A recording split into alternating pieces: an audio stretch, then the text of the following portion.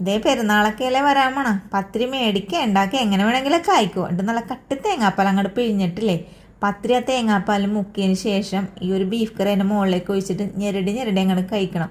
ഓ എൻ്റെ പൊന്നോ, പറഞ്ഞറിയിക്കാൻ പറ്റില്ല കേട്ടോ, അത്രയും ടേസ്റ്റാണ്. അതും പറഞ്ഞ് പത്തിരി മാത്രമല്ല, പൊറോട്ടയുടെ കൂടെ ഇടിയപ്പത്തിന് എന്തിൻ്റെ കൂടെയും കഴിക്കാം കേട്ടോ. പക്ഷെ പത്തിരിയുടെ കൂടെ കൂടുതൽ ടേസ്റ്റ് ആയിരിക്കും.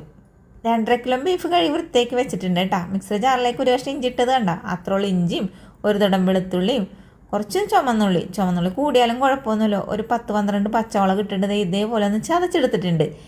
ഇനി നമുക്ക് ഇതിലേക്ക് ഒരു 3 സവാള അരിഞ്ഞതും അതേപോലെ തന്നെ നമ്മുടെ എന്ത് സാധനമാണ് മഞ്ഞപ്പൊടിയും മീറ്റ് മസാലയും കുറച്ച് ഉപ്പും കൂടി ഇട്ടിട്ട് നന്നായിട്ടൊന്ന് കുഴച്ചെടുക്കുക. എനിക്ക് ഈ ബീഫ് ഒറ്റ കൈ കൊണ്ട് കുഴച്ച ഒരു തൃപ്തിയും വരില്ല. അതുകൊണ്ടിട്ട് ഞാൻ 2 കൈ വെച്ചിട്ട് കുഴച്ചിട്ട് മറ്റേ എന്തെന്നാണ് കുക്കറിലേക്ക് ഇട്ട് കൊടുത്തിട്ടുണ്ട്. ഇച്ചിരിക്കോളം വെള്ളം ഒഴിച്ചിട്ടുണ്ട്, അതങ്ങോട്ട് വേവിക്കാനായിട്ട് വെച്ച് കൊടുത്തിട്ടുണ്ട്. പിന്നെ ഞാൻ പാന് വെച്ച അടപ്പിലേക്ക് വെച്ച് കൊടുത്തതിന് ശേഷം എന്ത് ചെയ്തെന്നറിയാമോ, ഓണാക്കിയിട്ടില്ല കേട്ടോ. പെരിഞ്ജീരകം 1.5 ടേബിൾ സ്പൂൺ, 2 ടേബിൾ സ്പൂൺ കുരുമുളക്, 1 ടേബിൾ സ്പൂൺ പച്ചമല്ലി, ഒരു 8 മറ്റേന്താണ് വറ്റൽമുളക്, ബേ ലീഫ്, ഒരു ചെറിയ കഷ്ണം പട്ട, ഒരു സ്റ്റാർ, 3 ഏലക്ക, കുറച്ച് കറിവേപ്പില ഇട്ടിട്ട് ലോ ഫ്ലെയിമിലിട്ടിട്ടാണ് കേട്ടോ ഒന്ന് വറുത്തെടുത്തേക്കണത്.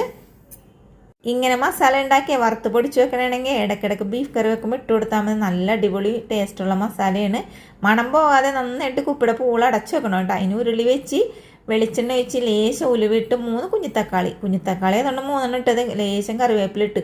അപ്പോഴാണ് ഞാൻ അയ്യോ ബീഫൊക്കെ പറഞ്ഞ ഇളയ ബീഫാണ് വല്ല വെന്ത് കലങ്ങിയാൽ നോക്കിയപ്പോൾ കറക്റ്റ് വേവട്ടെ. ഞാൻ 2 വിസിലടുപ്പിച്ചിട്ടുണ്ടായിരുന്നുള്ളൂ. ഇനി ഇതേ നമ്മൾ തക്കാളിയൊക്കെ മൂത്ത് വന്നപ്പോഴേക്ക് ഇതിലേക്ക് ആ മസാല പൊടിച്ചതില്ലേ അതിട്ട് കൊടുത്ത്, എന്നിട്ട് നമ്മൾ ഇതിലേക്കില്ലേ കുറച്ച് മീറ്റ് മസാലയും കൂടി ഇട്ട് കൊടുത്തിട്ടുണ്ട്. കിച്ചൺ ഡ്രസ്സേഴ്സിൻ്റെ മീറ്റ് മസാലയാണ് ഞാൻ ഇട്ട് കൊടുത്തേക്കുന്നത്. എന്നിട്ട് എല്ലാം കൂടി മൂപ്പിച്ചതിന് ശേഷം ഞാൻ ബീഫ് ഇട്ട് കൊടുത്തു. ഇപ്പം നിങ്ങൾ വിചാരിക്കുന്നത് അയ്യേ ഇതെന്താ വെളുത്തിരിക്കണേ നേടോ, അവിടെ നിൽക്കടോ, വെയിറ്റ് ആൻഡ് സീ. ഇത് ഞാനെന്താ ലോ ഫ്ലെയിമിലിട്ടിട്ട് കുറച്ച് നേരം നോക്കിക്കഴിഞ്ഞപ്പോഴേ ഇതേ എണ്ണയൊക്കെ തെളിഞ്ഞ് അടിപൊളിയായിട്ട് ഇട്ടിട്ടുണ്ട് നമ്മുടെ ബീഫ്. ഇനി ഞാൻ എന്ത് ചെയ്ത് കുറച്ച് മല്ലിയിലയും കൂടി അങ്ങ് ഇട്ട് അതിൻ്റെ മുകളിലേക്ക്. മല്ലിയിലില്ലാതെ എന്താഘോഷമല്ലേ മലയാളികൾക്ക്. അപ്പോൾ നമ്മുടെ ബീഫ് കറി ഇവിടെ റെഡി ആയിട്ടുണ്ട്. മുളക് പൊടി ഒന്നും ചേർക്കാതെ കുരുമുളകാണ് ഇതിന് മുൻപന്തിൽ നിൽക്കേണ്ടത്. കുരുമുളക് ടേസ്റ്റാണ് വേണ്ടത് കേട്ടോ.